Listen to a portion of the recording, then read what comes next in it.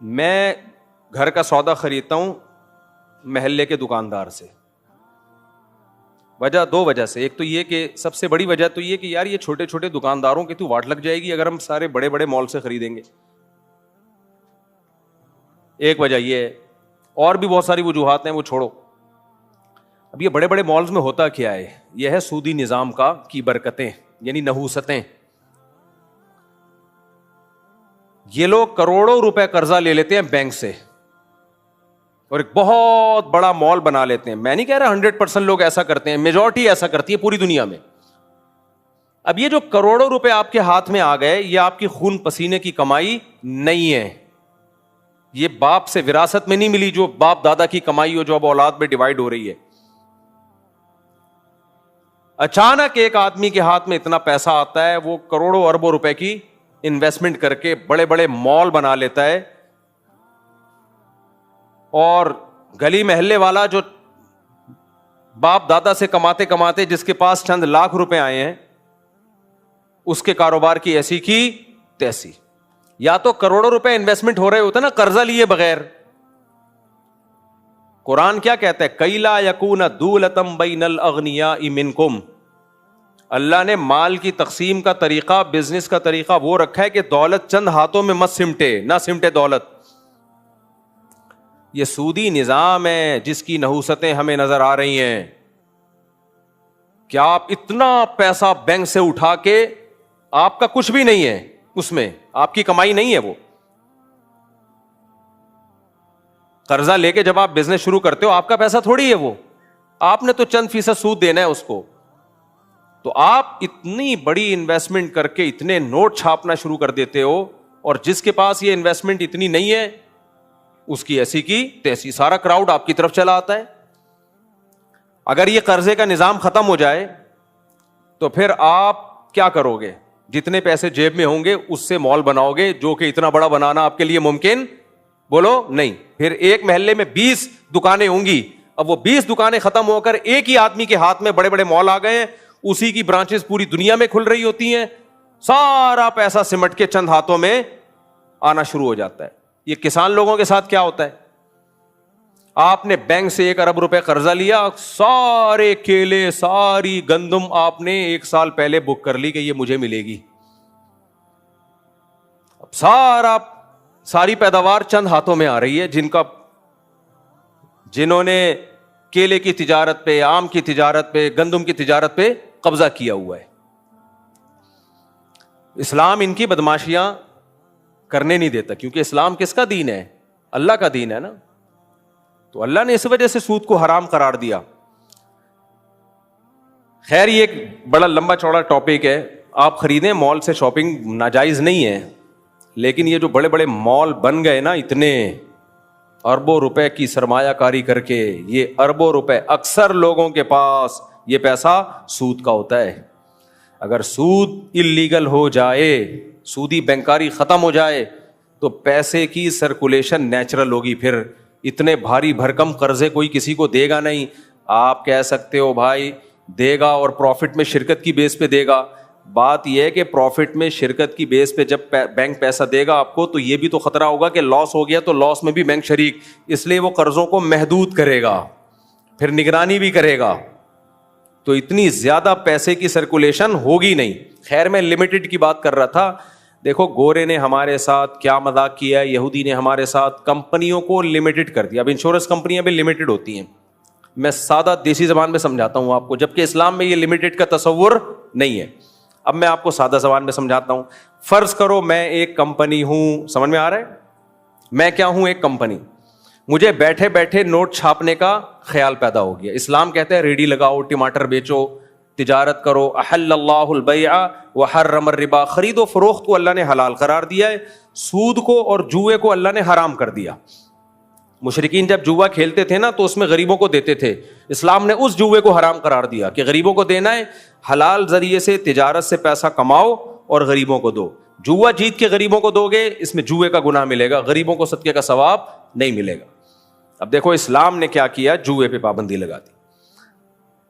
اب یہودی آیا بیچ میں, اس نے بولا کہ یار میں بیٹھے بیٹھے نوٹ چھاپنا چاہتا ہوں, کیا کروں؟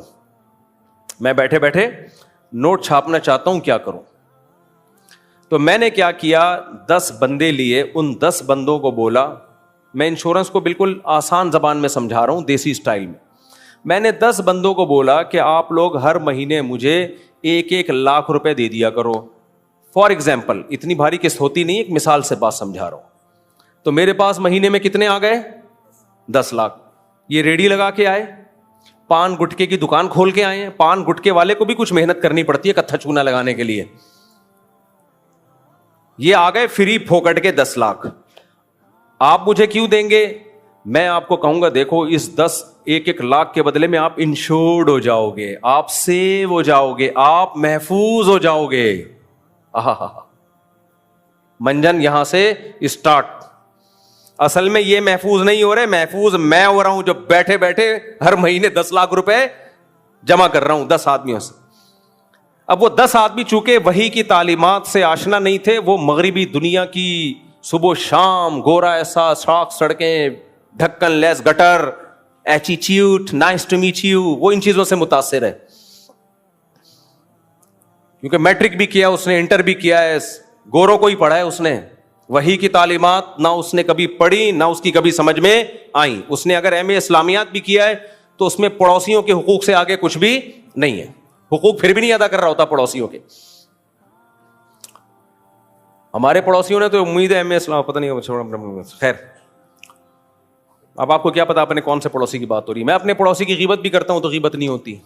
اگر کوئی پڑوسی آئیں گے تو بولوں گے تم تھوڑی, میرے تو کئی اور بھی ہول سیل کے حساب سے پڑوسی ہیں میرے, کیا پتا میں کس کی بات کر رہا ہوں. خیر,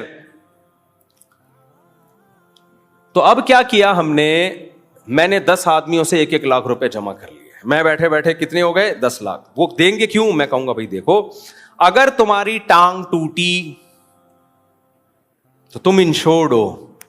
ٹانگ جوڑنا کس کی ذمہ داری ہے؟ بولو, میری.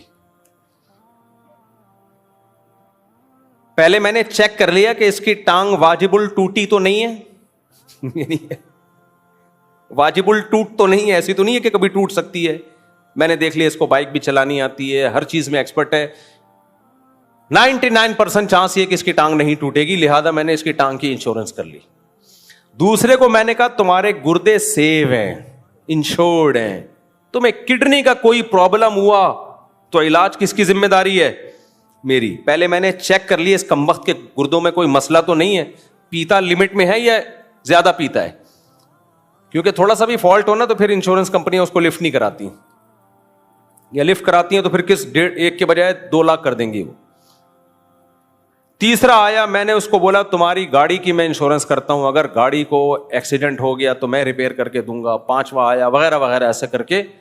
اور میں نے پہلے سے کیلکولیشن کر لی کہ اس میں حالات کا جائزہ لے لیا, پچھلے سال کی رپورٹیں پڑھ لی, اخباروں کی رپورٹیں, کتنے لوگوں کی ٹانگ ٹوٹی ہے, گردوں کی بیماری کتنی چل رہی ہے مارکیٹ میں, تو مجھے لم سم اندازہ ہو گیا بھائی 20% چانس ہے کہ میری جیب سے پیسے جائیں, 80% یہی ہے کہ نہیں جائیں گے, یا 1-2 کے علاج میں چلے جائیں گے, 8-10 تو بچ ہی جائیں گے. 8 بندے تو پھر بھی 8 لاکھ تو بچا ہی بچا.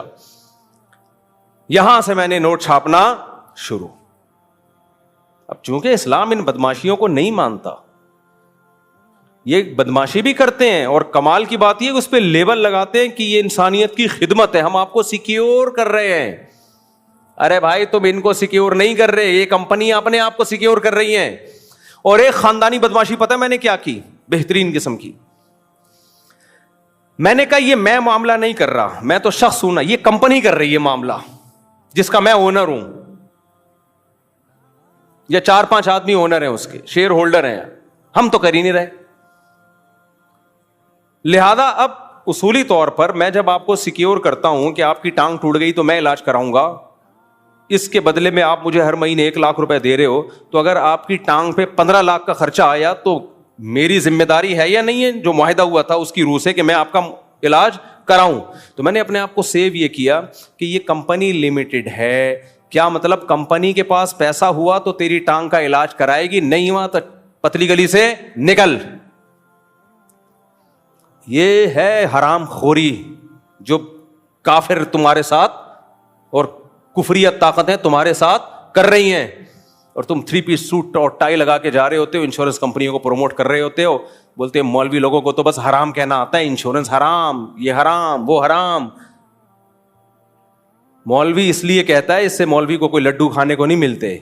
مولوی اس لیے حرام کہتا ہے کہ مولوی کو اللہ نے پابند کیا ہے کہ سوسائٹی میں کچھ غلط ہو رہا ہو تو اسلام کے کچھ اصول ہیں, ان اصولوں کو تم نے لوگوں کے سامنے بیان کرنا ہے. منوانا تمہارا کام نہیں ہے, تمہارا کام بیان کرنا ہے. چھوڑ دو ان کو, اللہ خود پوچھے گا. کافر تھوڑی اسلام کو مانتا ہے, وہ شراب پیے, وہ جوا کھیلے, وہاں تو کیسینو سینٹر کھلے عام چل رہے ہیں, ان میں بھی بڑی بدماشیاں ہوتی ہیں.